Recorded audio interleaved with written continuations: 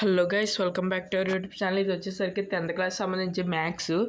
ఇప్పుడు నేను ఇస్తున్న క్వశ్చన్లు అనమాట. అంటే నేను మీకు నిన్నైతే పెట్టడం జరిగింది క్వశ్చన్ పేపర్ లీక్ అయింది. అంటే అది నేను సరిగ్గా గమనించలేదు, పెట్టిన తర్వాత చూశాను.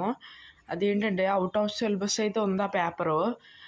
మ్యాక్సిమం అలా ఉండకపోవచ్చు, ఎందుకంటే అవుట్ ఆఫ్ సిలబస్ అయితే ఉంది. మనకి SA1 లెసన్స్ దాంట్లో ఉన్నాయి, నేను గమనించలేదు సరిగ్గా.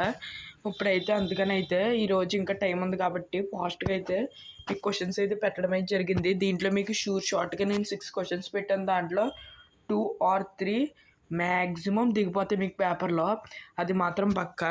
మీరు ఈ ఆన్సర్స్తో సహా అయితే ఉంది, దీంట్లో అయితే క్లియర్గా చెక్ చేసుకోండి.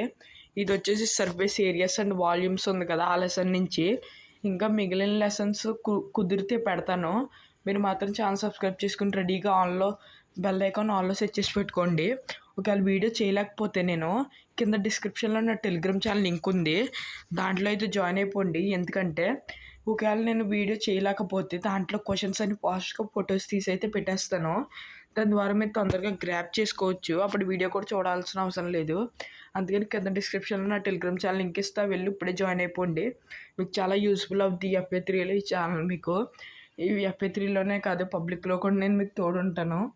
మీరు మాత్రం ఛానల్ సబ్స్క్రైబ్ చేసుకుని ఈ వీడియోకి లైక్ చేసి కామెంట్ చేసి కింద డిస్క్రిప్షన్ ఇచ్చిన టెలిగ్రామ్ ఛానల్లో జాయిన్ అయిపోయి నాకు మోటివేషన్ ఇస్తే నేనైతే మీకు తోడుగా అయితే ఉంటాను.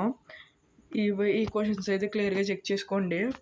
మీకు దీంట్లో 2-3 క్వశ్చన్స్ ఖచ్చితంగా మీకు పేపర్లో ప్రింట్ దిగితే దాంట్లో నో డౌట్. పేపర్ వచ్చిన తర్వాత నేను మీకు తెచ్చి చూపిస్తాను. అంటే పేపర్ వచ్చిన తర్వాత అది ఎగ్జామ్ అయిపోయిన తర్వాత పేపర్ వస్తుంది కదా, అప్పుడు కాల్ చూపిస్తాను. నేను ఇచ్చిన 6 క్వశ్చన్స్లో ఎంత కష్టంగా ఇచ్చినా సరే అట్లీస్ట్ 1 క్వశ్చన్ అయినా ఖచ్చితంగా దిగుద్ది మీకు. అట్లీస్ట్ 1 క్వశ్చన్ అయితే మీకు ఖచ్చితంగా దిగుద్ది, అది మాత్రం పక్కా. అందుకని చెప్తున్నాను.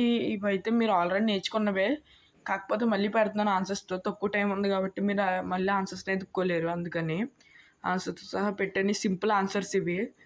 ఇదనమాట ఓవరాల్గా క్వశ్చన్స్. ఈ క్వశ్చన్స్ బాగా ప్రిపేర్ అవ్వండి. ఖచ్చితంగా అయితే మీకు దీంట్లో 2-3 క్వశ్చన్స్ ఖచ్చితంగా వస్తాయి.